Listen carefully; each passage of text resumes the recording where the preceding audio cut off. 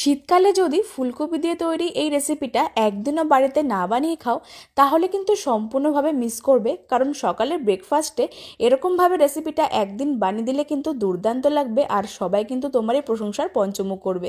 রেসিপিটা তৈরি করা যেমন সহজ, খেতে কিন্তু একদমই আলাদা। তো চলো তোমাদের সঙ্গেও খুব সহজে আজকের রেসিপি শেয়ার করা যাক। আজকের ভিডিও শুরু করার জন্য সবার প্রথমে যেটা লাগবে সেটা হলো ফুলকপি। আমি এখানে পরিমাণ মতন একটা ছোট ফুলকপি নিয়ে কয়েক টুকরো করে কেটে নিয়েছিলাম আর তারপরে নুন দিয়ে একটু জলে ভালো মতন ভাপিয়ে নিয়েছি।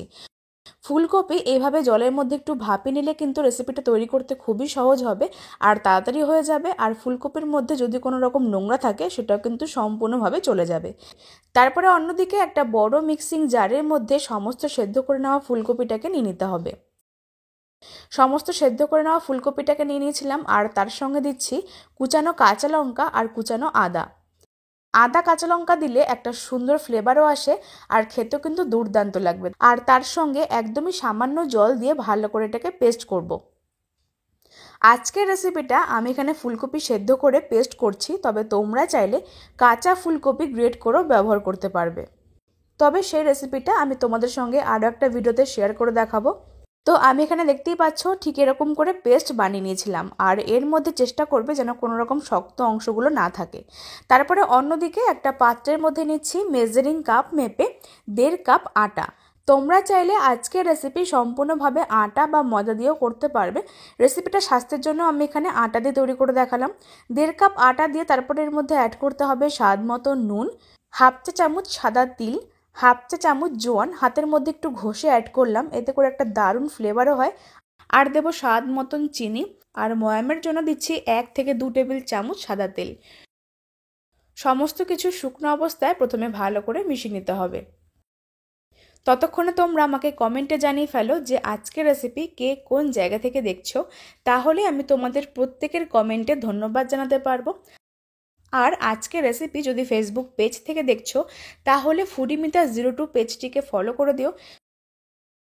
শুকনো অবস্থায় সমস্ত কিছু ভালো করে মিশিয়ে নেওয়ার পর এবারের মধ্যে যে ফুলকপির পেস্টটাকে আগে থেকে বানিয়ে নিয়েছি সেই সম্পূর্ণ ফুলকপির পেস্টটাকে এর মধ্যে অ্যাড করতে হবে। সমস্ত ফুলকপির পেস্টটাকে দিয়ে দেওয়ার পর এবারে কিন্তু এর মধ্যে কোনো রকম জল দেবে না।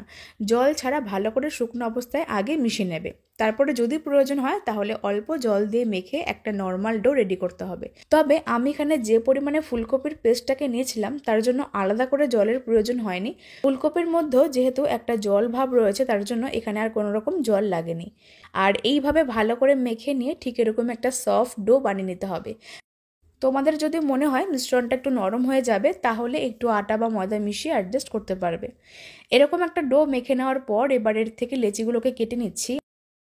আর আজকে রান্নার জন্য যে সমস্ত জিনিস ব্যবহার করেছিলাম সেগুলো যদি তোমরা খুব কম দামে কিনতে চাও তাহলে আমার ভিডিও চলাকালীন নিচে স্ক্রিনে বাঁদিকে তোমরা একটা অপশান দেখতে পাচ্ছ, সেখানে ক্লিক করলে তোমরা সমস্ত রান্নার কিছু অ্যাভেলেবেল পেয়ে যাবে, তাও আবার খুব কম দামে কিনতে পারবে। সমস্ত প্রোডাক্টের লিঙ্ক আমি নিচে ট্যাগ করে দিয়েছিলাম, তোমরা যাও সেখান থেকে খুব কম দামে পারচেস করে নাও। সবগুলো লেচি কেটে নিয়েছিলাম আর আকারে একটু বড় বড় করে কেটে নিয়েছি। এবারে এর থেকে একটা লেচি নিয়ে শুকনো ময়দা অথবা সাদা তেল দিয়ে ভালো করে পরোটাগুলোকে বেলতে হবে। প্রথমে একটা পরোটা আমি তেল দিয়ে বেলে দেখাচ্ছি, তবে তোমরা চাইলে শুকনো আটা বা ময়দা দিয়ে বেলতে পারবে। আজকের এই ফুলকপির পরোটাগুলো তোমরা বাড়িতে ঝটপট সকালে ব্রেকফাস্টের জন্য বানিয়ে ফেলতে পারো। এইভাবে রেসিপিটা একদিন বানিয়ে দিলে কিন্তু খেতে দুর্দান্ত লাগবে আর সবাই তোমাদের কাছে এটাই খেতে বায়না করবে, কারণ এটা এতটাই টেস্টি হয় খেতে। আর অনেকেরই কিন্তু ফুলকপি খেলে গ্যাস অম্বল বা হজমের সমস্যা হয়, তার জন্য আমি এখানে রেসিপিটার মধ্যে অল্প করে জোয়ান দিয়েছি আর ফুলকপিটাকে হালকা করে ভাপিয়ে নিয়েছি। এতে করে কিন্তু গ্যাস অম্বলের প্রবণতাটা অনেকটাই কমে যাবে। শুকনো ময়দা অথবা তেল দিয়ে তোমরা যেরকম ইচ্ছে সেরকমভাবে বেলতে পারো। দুরকমভাবে আমি তোমাদেরকে দেখিয়ে দিলাম। এবার এগুলোকে ভেজে নেব। তো তার জন্য গ্যাসের ওপর একটা ফ্রাই প্যান বসিয়ে দিয়েছি। একটা পরোটা দিয়ে প্রথমে শুকনো অবস্থায় পিঠ ভালো করে সেঁকে নেব। তারপরে খুবই সামান্য পরিমাণে তেলের ব্যবহার করে পরোটাগুলোকে ভাজতে হবে। যেহেতু এর মধ্যে ফুলকপির পেস্ট অ্যাড করা হয়েছে তার জন্য একটু সময় নিয়ে প্রথমে শুকনো অবস্থায় পিঠ সেঁকে নেব। তাহলে পরোটাগুলো ভেতরে কাঁচা থাকবে না আর খেতেও ভালো হবে। একটু সময় নিয়ে সেঁকে নেওয়ার পর তারপরে খুবই অল্প করে তেল ছড়িয়ে দিয়ে পরোটাগুলোকে উল্টে পাল্টে ভেজে নেব। তোমরা যারা এর আগে বাড়িতে রেসিপিটা কখনো ট্রাই করোনি তারাও কিন্তু আজকের রেসিপি এক দেখাতেই বানিয়ে ফেলতে পারো।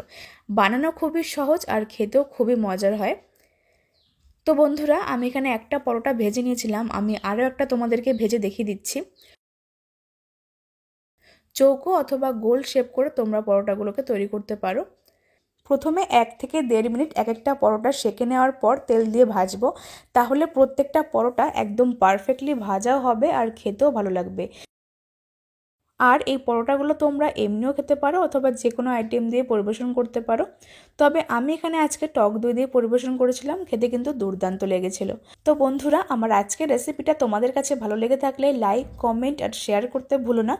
আর যদি ইউটিউব থেকে দেখছো তাহলে চ্যানেলটিকে সাবস্ক্রাইব করে পাশে বেল আইকনটা প্রেস করতে ভুলো না, এরকম নতুন নতুন রেসিপির আপডেট সবার আগে পাওয়ার জন্য। তো চলো, আজকের মতন এখানে বিদায় নিচ্ছি। তোমরা সবাই খুব ভালো থেকো, সুস্থ থেকো। ধন্যবাদ।